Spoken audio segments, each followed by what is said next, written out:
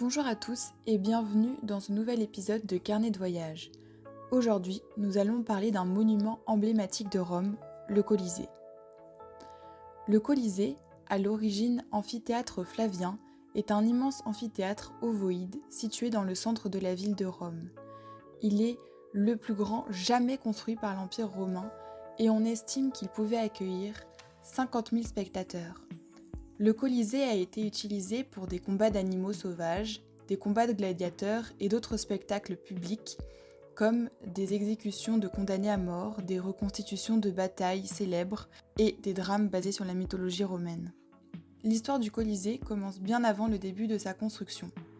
En juillet 64, après un immense incendie qui a ravagé Rome, l'empereur Néron déclare qu'une grande partie du centre de Rome lui appartient et décide de construire sur ses terres un immense palais, la Domus Aurea.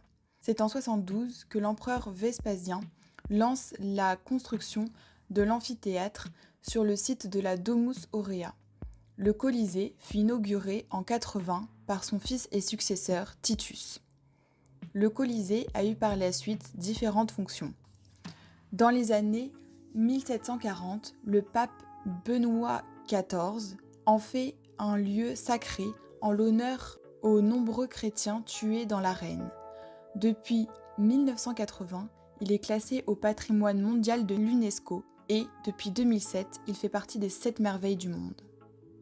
Le Colisée est actuellement en état de ruine à cause des tremblements de terre et de la récupération des pierres, mais il continue à donner la mesure de l'ancienne puissance de la Rome impériale.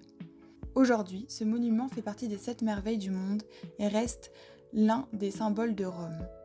Il est l'une de ses attractions touristiques les plus populaires avec 7,6 millions de visiteurs qui peuvent venir explorer le labyrinthe complexe des couloirs et des cages qui servaient autrefois aux animaux et aux gladiateurs, mais aussi venir voir l'intérieur de cet immense amphithéâtre.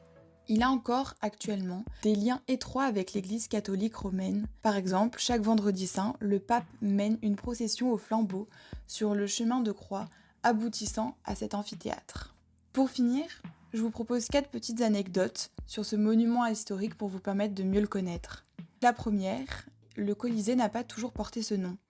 À l'origine, il s'appelait Amphithéâtre Flavien, en l'honneur de la dynastie des empereurs Flaviens qui l'ont construit.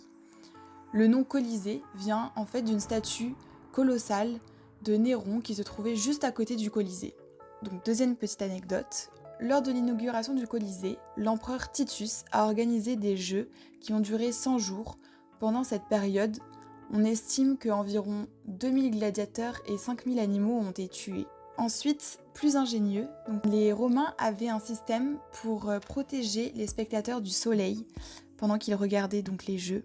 Ils utilisaient des voiles géantes appelées velaria qui étaient tendues au-dessus du Colisée. Ces voiles étaient manipulées par des marins de la flotte impériale. Dernière petite anecdote, le film Gladiator de Ridley Scott a été en partie tourné au Colisée, mais le réalisateur a décidé de construire une réplique de l'amphithéâtre à Malte pour certaines scènes. Cette réplique aurait coûté $1 million. Voilà, j'espère que maintenant que vous en savez un peu plus sur le Colisée de Rome, n'hésitez pas à aller le visiter si vous passez à Rome. À la prochaine pour un nouvel épisode de Carnet de voyage.